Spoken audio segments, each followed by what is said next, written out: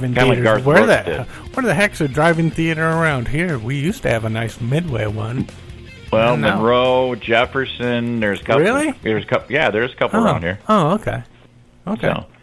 All right, legendary Iron Maiden and Deep Purple producer Martin Birch has passed away at the age of 71. And he was Whitesnake, too, wasn't he? Yeah, he produced a lot of bands. Yeah, I think he produced some Michael Schenker, too, at one point. Yeah. But I know he did the Whitesnake up to Slide It In. Yeah. He produced all those Iron Maiden albums for a long time. He was their producer. Man, I love the good those ones, albums. the classic albums. Yes. Yeah. Let's see. Sharon Osbourne says Geezer Butler and Bill Ward don't own the Black Sabbath name. No, probably not. Bet that was part of Ozzy coming back. Black Sabbath's gonna be mine. Well, and I think at the time they had no other choice. Pretty much, yeah. Pretty much. And Tony and Ozzy still do stuff together to this day. So that friendship and that business deal has been going strong for years. True. All right, Kiss announces summer 2021 tour with David Lee Roth. I guess he's only not going to play one date on that thing, but it looks it's moving to August and September of 2021. Okay. Megadeth, David Ellison taps Jason McMaster, Dave McClain for covers of Judas Priest's Free Will Burning. Yeah, I checked that out. It was different. I like. Well, I'm going to tell you, Dave said he'll come back on the show if we want to talk about that album. Oh, cool. Yeah, I want to hear that whole album because I love covering. I like the way listen to how different people do covers. Since I talked to Dave last time, maybe I'll set it up so you talk to him. Yeah, let me talk to him this time. Yeah. All right. All right. Steel Panther sticks it in ya to Sebastian Bach. It's a bad idea to pick a fight with a guy like Chris Jericho. Yeah, Chris Jericho's a wrestler. He just kicks people's butts all day long. Yeah. And you're a singer. Yeah, you might kick his butt in a singing contest, but he might just physically kick your butt. Yeah, he might physically hurt you there, Bach. Yeah. All right. Marty Friedman is putting finishing touches on new solo album. Marty Friedman's a great guitar player, but his solo albums bore me. Yeah, the last one was too much noodling. Yeah, well, that's what they are. Yeah, it's just happens. Like, oh my God. Yeah, it's like, all right, but to guitar players, it's great. So the Black Crowes, Alice Cooper, Triumph, Styx members, and others to take part in Six-String Salute virtual concert. What's this about?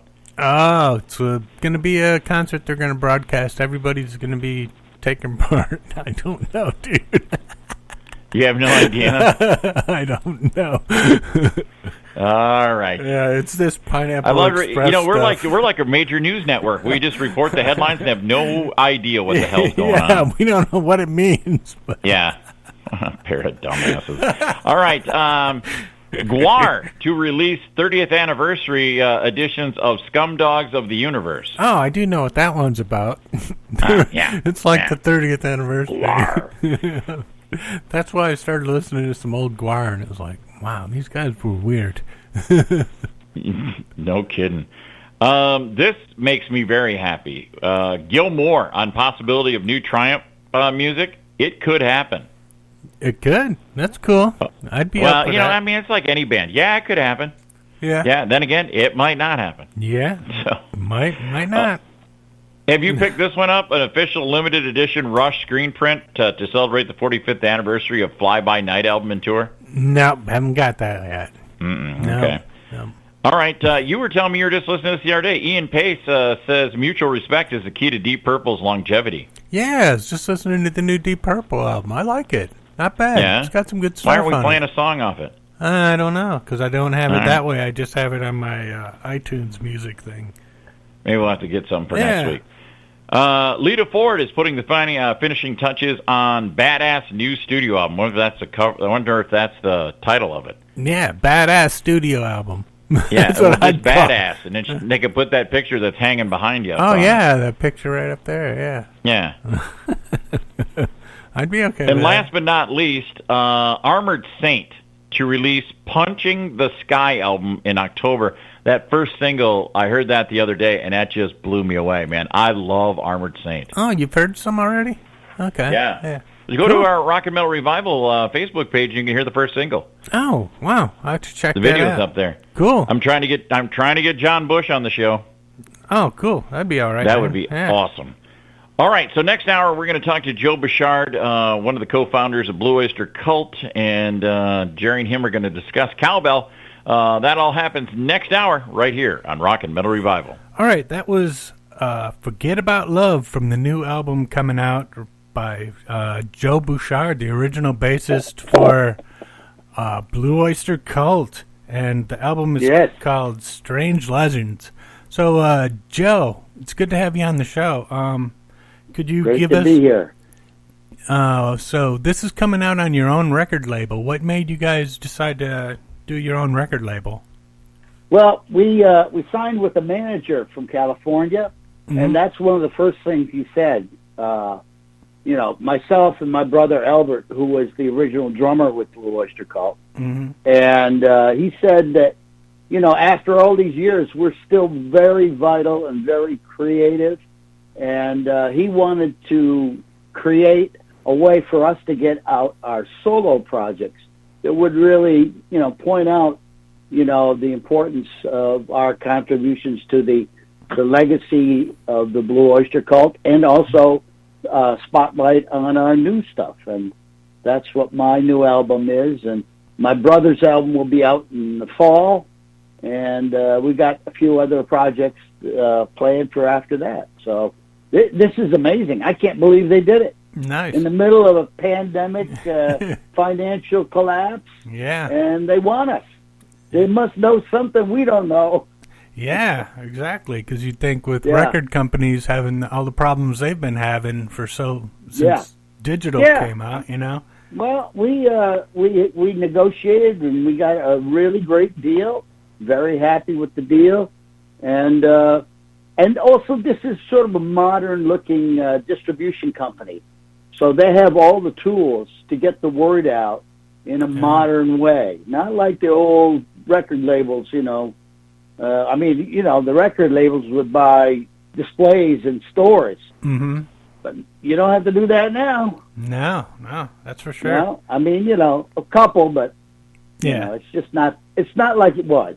That's true. Yeah, so far it's working out great. Awesome. So tell us a little bit about this album here. Who all is involved in it's its creation? A self-produced album. I sort of lean on all my experience that I did making the Blue Oyster Cult albums, and I've done a lot of projects since then, and a lot of different bands I played with, and sort of I've drawn from all that experience to come up with what I think is the best album that I've ever done. And it's my sixth solo album, so they just keep getting better and better all the time. The drums on the album were played by Mickey Curry, who's an amazing drummer.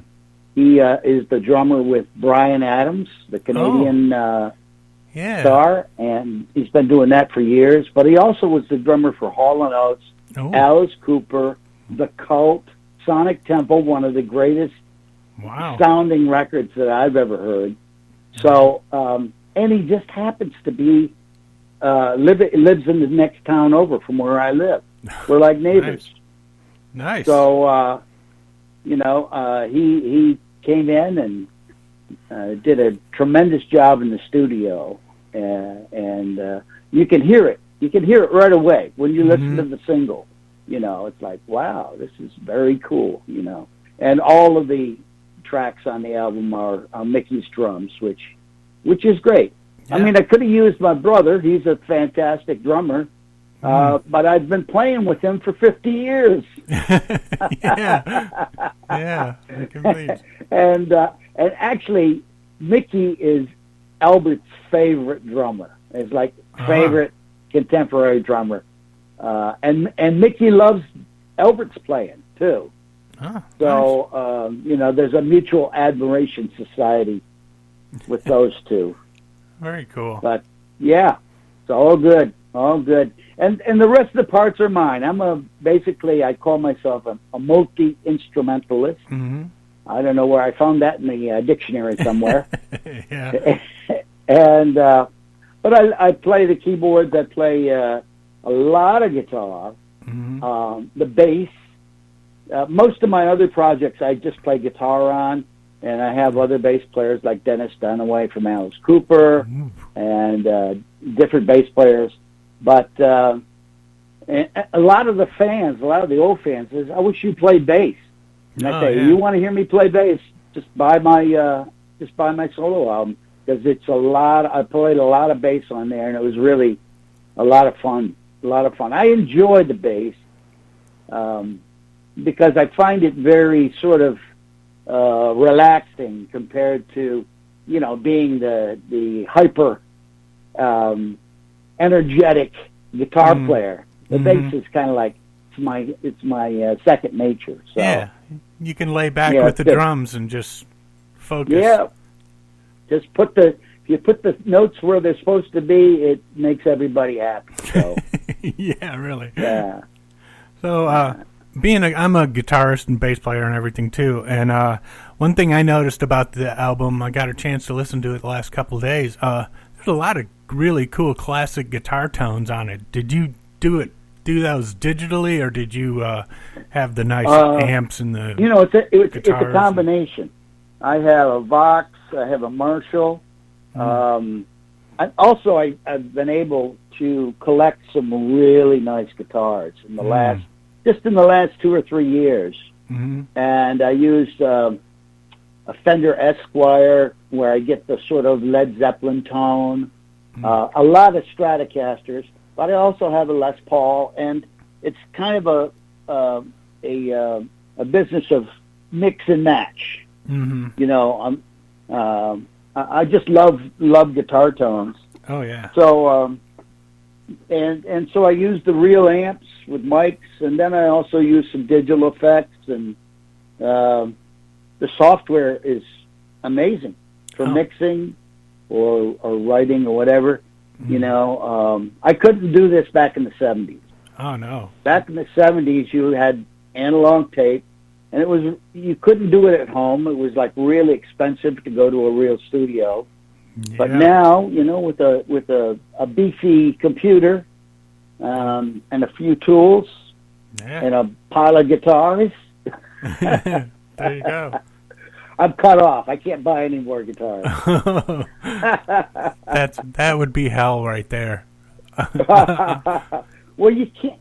See, I have like 7 guitars in my studio right now, and then I have a few more up in the attic. So I have to keep rotating them, to give them the love. Yes. If you don't give the guitars the love, they won't love you back. That's true. That's true. So I love my guitars.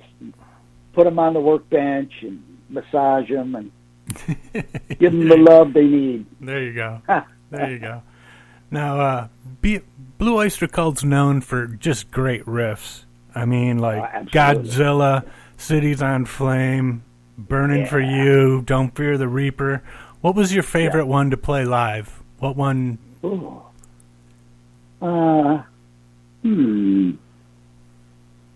Did you have a favorite tune? Oh, I don't know. I would say Cities on Flame. Yeah, that's a tough riff, man. I mean, that's pretty.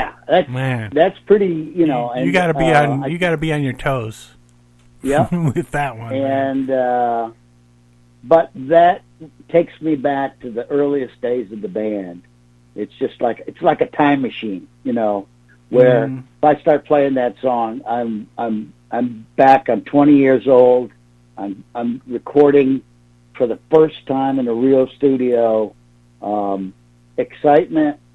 It's a clever song too, because it was in the days when metal, heavy metal music was just coming out. So what you have with that riff, the verse riff, which is like real Sabbathy metal, and then you have the chorus, which is like rock and roll. So you have a nice mix, kind of mix of metal and rock, and it was like one of the first songs to do that. So I'd say Cities on Flame would get my vote. Cool. Some of them are pretty hard to play, but that one you know, if you practice it enough, it's fine. It's great.